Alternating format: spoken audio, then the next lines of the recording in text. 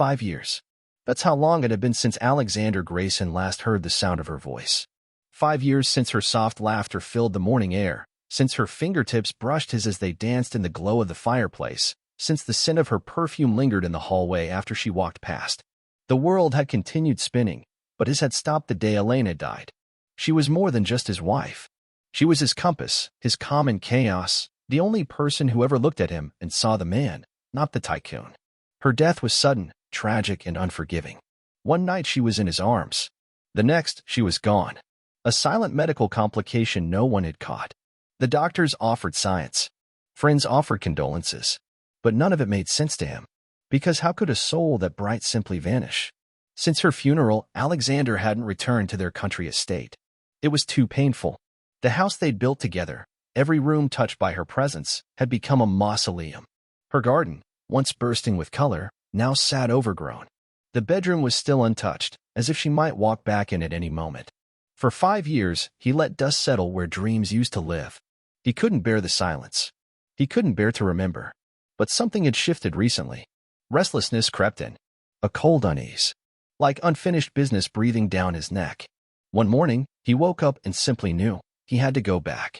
Not for closure. Not for nostalgia. For something else. He couldn't explain it. The drive out to the estate was quiet. No music. No distractions. Just trees whipping past the window as he sat in the back of his black Mercedes, his fingers clenched into his palms. When the gates finally appeared, old and rusted from years of neglect, a strange chill ran down his spine. The driver pressed the remote. The iron doors creaked open like a yawning mouth. As they rolled up the gravel driveway, Alexander leaned forward in his seat and froze. There, on the old lawn in front of the main house, were 4 girls. Barefoot. Laughing. Playing tag in the grass like they'd lived there forever. He blinked, thinking his mind was playing tricks on him. But the closer they came, the clearer it became. The girls weren't just children. They were mirrors. Each one, in some impossible, eerie way, looked like Elena. Not perfectly. Not clones. But the resemblance, it was unmistakable. The smallest had her eyes, soft, almond-shaped, with the same faraway glint Elena had when she was lost in thought. The tallest had her posture, that graceful way she stood with shoulders back and chin tilted defiantly upward. Another had her smile. The fourth, her voice. It hit him like thunder. He opened the car door before the vehicle even stopped, stumbling out like a man in a dream. The world around him muted, as if time had paused to let this moment stretch out forever. The girls had stopped playing. They stood there, staring at him with wide, curious eyes. One of them, perhaps the oldest, stepped slightly ahead of the others.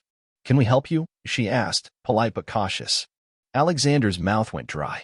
He tried to speak, but his voice caught in his throat. I knew someone who looked like you," he finally whispered. The girls exchanged a glance. And then, as if the universe wasn't finished breaking him open, the same girl asked, calmly and without blinking, "Are you Mr. Grayson?" His heart nearly stopped. "Yes," he said. "How do you know my name?" The girl looked down, almost afraid of the words she was about to say. "Because our mother wrote about you." In the letters she kept hidden. The wind fell silent. The trees, the sky, the very air around him seemed to hold its breath. Alexander's world, already cracked with grief, was about to split wide open. Alexander's breath caught in his throat. "Our mother wrote about you."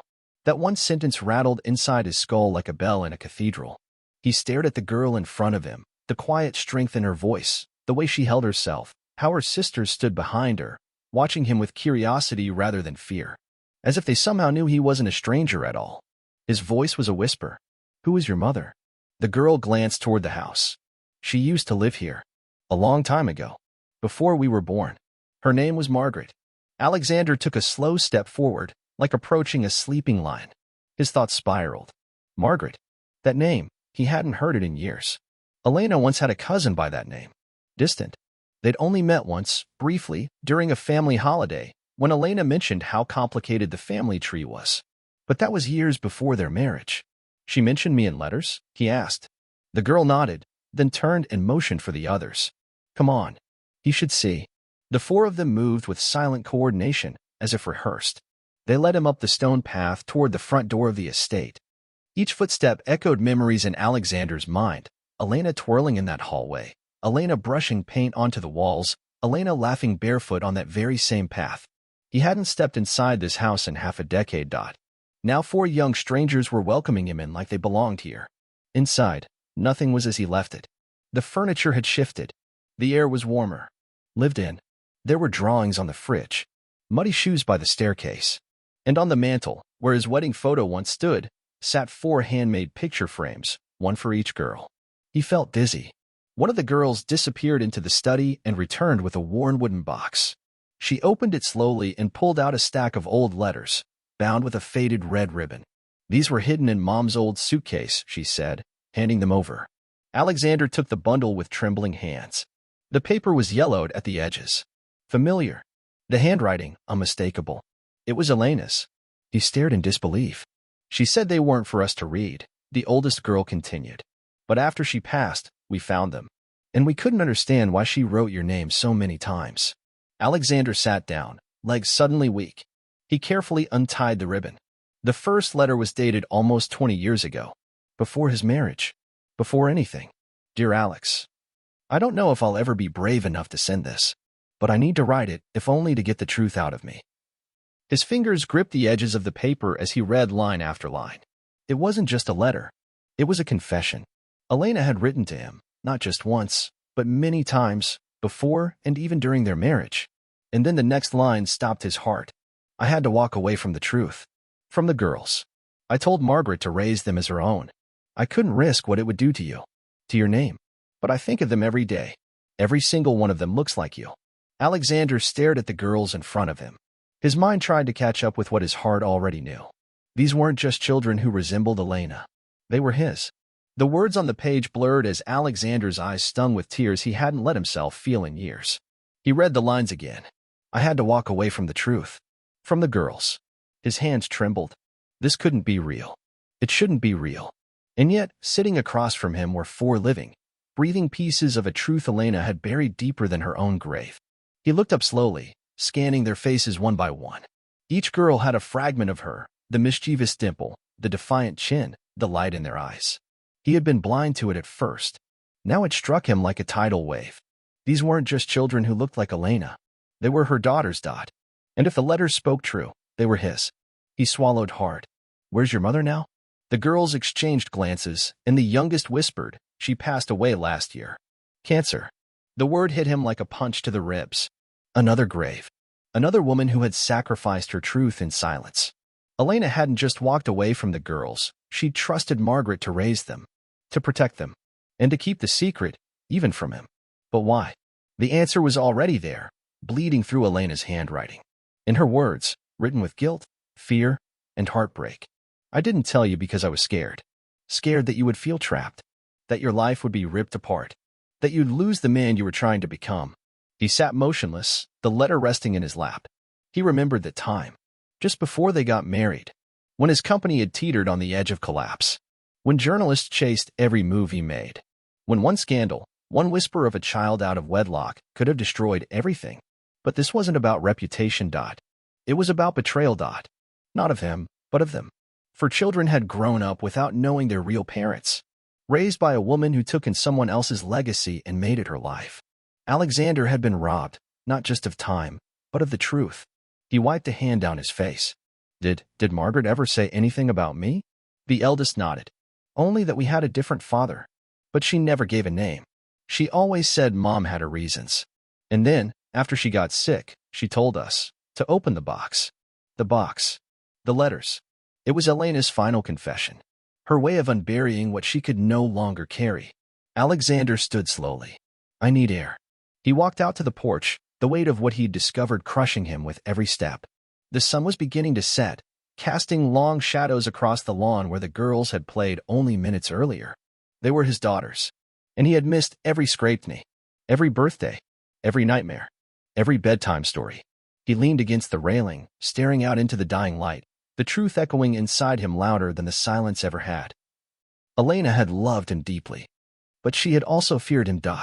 Feared what the truth would do, feared what he would do. And now, she was gone, and he was standing on the edge of the biggest decision of his life. The sun sank low behind the trees as Alexander stood motionless on the porch, the cool evening air pressing against his face like a silent verdict. Below him, the girls had resumed playing quietly now, glancing up at him every so often with uncertain eyes. He was still a stranger to them, a name in a letter, a man from a forgotten life. And yet, he felt something stir inside him that he hadn't felt in years. Responsibility. Connection. A flicker of purpose. Back in the study, the letters still lay open, evidence of a truth that had waited nearly 2 decades to be found. Elena had loved him enough to protect him, but had she also feared he wouldn't have chosen them? That he would have run? Would she still have kept them secret if she knew how empty his life had become after her death? He sat down on the porch steps, hands resting heavily on his knees. His thoughts wrestled like twin storms inside him. You didn't know. It's not your fault. You owe nothing. But then, they're your daughters. They're your blood. He had built empires, negotiated mergers, stared down billionaires in boardrooms. But none of that had prepared him for this. The trembling honesty of 4 little girls waiting to see what kind of man he truly was. One by one, the girls came and sat on the porch with him, quietly, as if they understood the weight of the moment better than words could allow. The oldest sat beside him, tucking her legs beneath her. You don't have to stay, she said softly. We're okay. Margaret raised us well. We didn't expect anything. Her voice was strong. Too strong for someone her age. Alexander turned to her. What's your name? She hesitated, surprised by the question. Sophie. He nodded. And your sisters?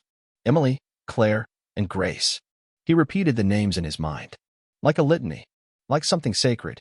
I don't know how to fix what's already been lost, he said, barely louder than a breath. I can't give you back the years. I can't be what I should have been from the start. Sophie looked down. We never expected that. But, he said, his voice firming, if you'll let me. I'd like to try. From this day forward. The girls looked at one another. Then Sophie said the words that undid him completely. We were hoping you'd say that. Alexander blinked back tears. He hadn't cried like this since Elena's funeral. But this time, they weren't just tears of loss. They were tears of reclamation, of new beginnings. In that moment, the past loosened its grip. The ghosts faded just enough for something new to take root. He didn't know what kind of father he'd be. He didn't know if he deserved the title. But what he did know, what he chose, was this. He wouldn't walk away again. The days that followed moved like water, slow, uncertain, but steady. Alexander didn't try to rush anything. He didn't arrive at the estate every morning in a whirlwind of promises. He didn't pretend to be the father they never had. Instead, he started small. He brought books, brought lunch, sat with them on the back porch while they painted with old, half-dried watercolors. He asked questions. He listened. He told them stories about Elena, stories they had never heard, because no one had ever told them who she truly was. And they listened. They didn't cry. They didn't ask for explanations. They simply let him be there, a little more each day. One afternoon, Grace, the youngest, fell and scraped her knee while running on the gravel. Alexander ran to her before anyone else could, lifted her in his arms, and without thinking, kissed her forehead. She looked at him and whispered, "You smell like Mom." He froze. It wasn't just the cologne. It was something else. Some memory imprinted in their DNA. A warmth she recognized but had never been taught to name. That night, Alexander sat alone in his car outside the estate, the headlights off, engine humming quietly. He stared at the house, at the lights in the windows, at the silhouettes moving past the curtains for small shapes that no longer looked like strangers. They looked like home. He thought of Elena. He wondered if she could see them now. If, from wherever she rested, she watched her daughters laugh, grow, be loved. And if she saw him, finally doing what she feared he couldn't. The next morning, he called his lawyer. He didn't want partial custody. He didn't want scheduled visits. He wanted guardianship permanent. He wanted to give them a home, a name, a future. Not as an obligation, but as a promise. The process wasn't easy. Paperwork. Hearings. The ghosts of secrets long buried. But he fought for them harder than he'd fought for any company. And when the court asked why, he answered honestly, I lost the woman I loved, but I was given the chance to love again. I won't waste it. When the judge signed the final order, Grace leapt into his arms. Emily brought him a friendship bracelet she had made.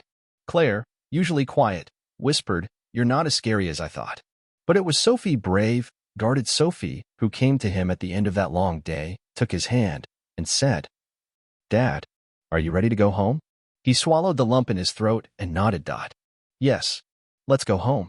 And as they walked together toward the waiting car, 4 daughters and a man who had once thought his life was over, Alexander Grayson realized something he never thought he would. He didn't just find them. They found him.